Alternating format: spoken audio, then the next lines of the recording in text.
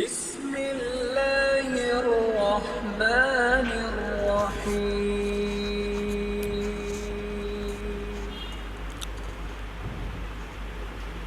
আসসালামু আলাইকুম। সুপ্রিয় দর্শক, বাংলাদেশের জানা অজানা গুরুত্বপূর্ণ কম গুরুত্বপূর্ণ স্থান, অঞ্চল, নদীনালা, খালবিল, হাওর, মূলত সমগ্র বাংলাদেশ নিয়েই আমাদের নিয়মিত পরিবেশনা।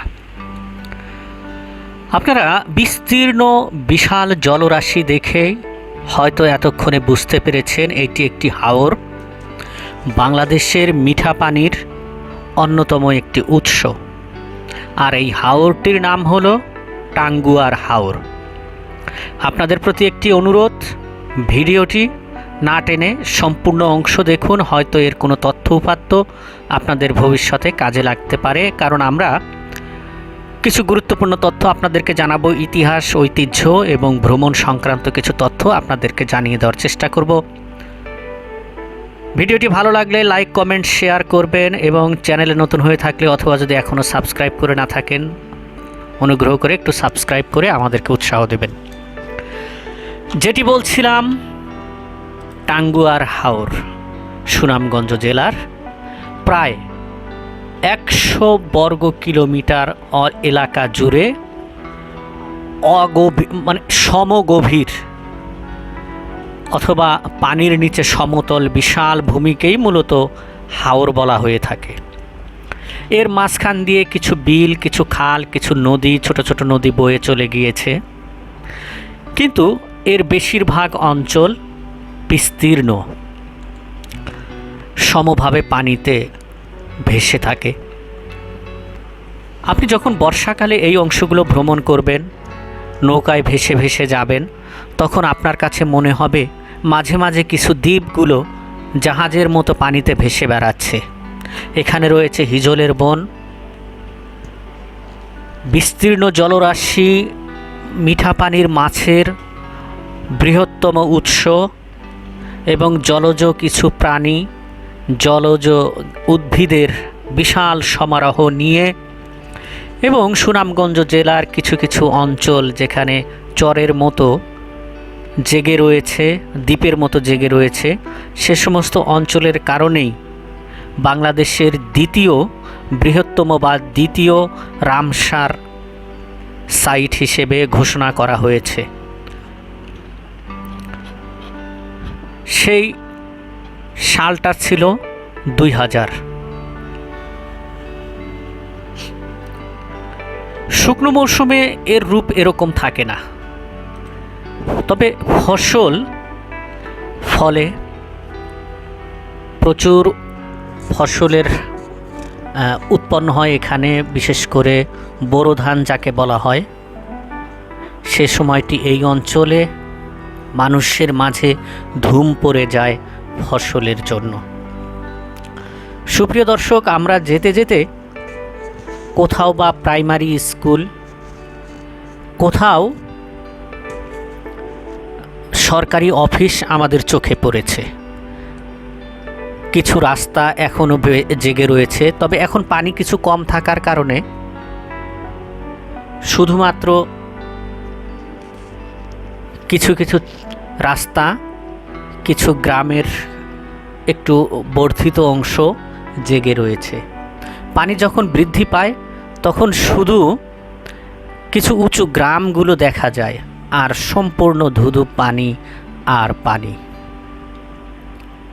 দূরে গ্রাম, আপনারা হয়তো লক্ষ্য করেছেন বৈদ্যুতিক খুঁটি রয়েছে দূরে, অনেক দূরে। আমরা আরেকটু অগ্রসর হলে এই স্কুল ভবনটি দেখতে পাবো ভালোভাবে।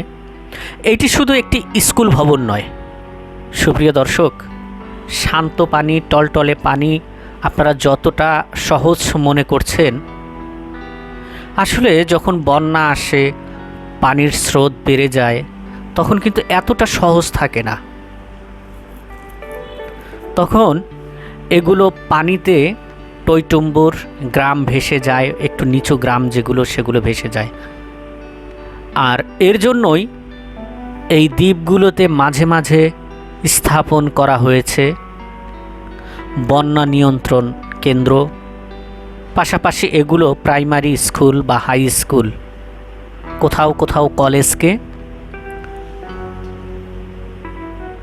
বন্যা নিয়ন্ত্রণ কেন্দ্র হিসেবে বা বন্যা আশ্রয়ন কেন্দ্র হিসেবে এগুলোকে ব্যবহার করা হয়েছে।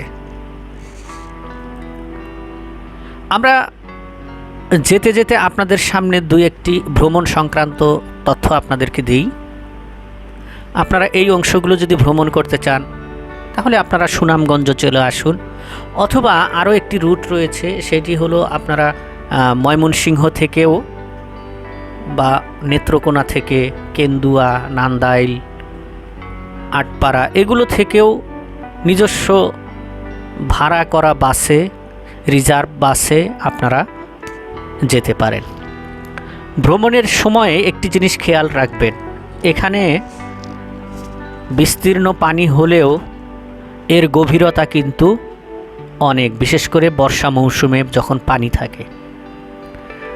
তাই যেহেতু এটি জলযানে ভ্রমণ করতে হয়, তাই অবশ্যই আপনাদের যারা সাঁতার জানে না বা সাঁতার জানলেও সতর্কতার সাথে ভ্রমণ করা উচিত।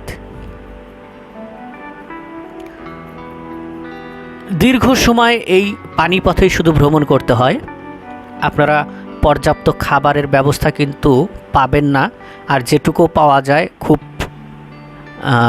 ব্যয়বহুল। যার কারণে আপনাদেরকে অনুরোধ করব, আপনারা নিজেদের খাবারের বিষয়টি, নিজের খাবার এবং বিশুদ্ধ পানি, সাথে কিছু ঔষধ আপনারা অবশ্যই সঙ্গে রাখবেন। কারণ দীর্ঘ ভ্রমণ, এখানে জনবসতি কম, মাঝে মাঝে এমন জায়গায় আপনাকে যেতে হবে পানিতে ভেসে ভেসে, যেখানে কোনো লোকালয় থাকবে না। দূরে ডিঙ্গি নৌকা মাঝি একা একা বেয়ে চলেছে সামনের দিকে তার গন্তব্যে। আমাদের যে অজানা কিন্তু তার জানা, তেমনই এক গন্তব্যে দিন শেষে অথবা কাজের সন্ধানে ছুটে চলেছে, ছোট্ট নৌকায় দুলতে দুলতে অগ্রসর হচ্ছে। আশ্রয়ন কেন্দ্র সংগ্রামী মানুষের জীবন জীবিকার নাম হলো টাঙ্গুয়ার হাওর। এখানে সরাসরি সড়ক পথের কোনো ব্যবস্থা নেই, বলতে গেলে সবগুলোই বিচ্ছিন্ন দ্বীপের মতো। যখন পানি শুকিয়ে যায় তখন কিছু রাস্তাঘাট ভেসে ওঠে, মানুষ গাড়ি নিয়ে চলাচল করতে পারে, কিন্তু বর্ষার একমাত্র অবলম্বন নৌকা। ভ্রমণের জন্য আপনারা সুনামগঞ্জ অথবা যেমনটি আমরা বললাম কেন্দুয়া, নান্দাইল, নেত্রকোনা হয়ে বাস যোগে আপনারা ঘাটে আসবেন। এখানে নৌকা আগে থেকে ঠিক করে রাখলে সবচেয়ে উত্তম। এখানে এসেও আপনারা দরদাম করে উঠতে পারবেন। তবে একটি জিনিস খেয়াল রাখবেন, যেহেতু দীর্ঘ সময়ের ভ্রমণ এবং বিস্তীর্ণ পানি, সুতরাং একা একা ভ্রমণ না করার পরামর্শই আমি আপনাদেরকে দেব। কারণ ছোট নৌকাতে নানা ধরনের সমস্যা তৈরি হতে পারে। বড় নৌকা পিকনিক আকারে বা শিক্ষা সফরের মতো হলেই আপনারা আসবেন, এটি হলো আপনাদের প্রতি অনুরোধ। অথবা বড় কোনো ফ্যামিলি, অনেক লোক মিলে যদি আসতে চান, সেক্ষেত্রে আসাটা হবে উত্তম একা একার চেয়ে। তো সুপ্রিয় দর্শক, ভালো থাকবেন, সুস্থ থাকবেন, আমাদের জন্য দোয়া করবেন। আপনাদের প্রতি আবারও একটি অনুরোধ, প্লিজ প্লিজ প্লিজ একটু সাবস্ক্রাইব করে বেল আইকনটি অল করে দেবেন। টাঙ্গুয়ার হাওর থেকে আপনাদের কাছ থেকে আজকের মতো বিদায় নিচ্ছি। দেখতে থাকুন, চলতে থাকুন, আমাদের জন্য দোয়া করতে থাকুন। আল্লাহ হাফেজ।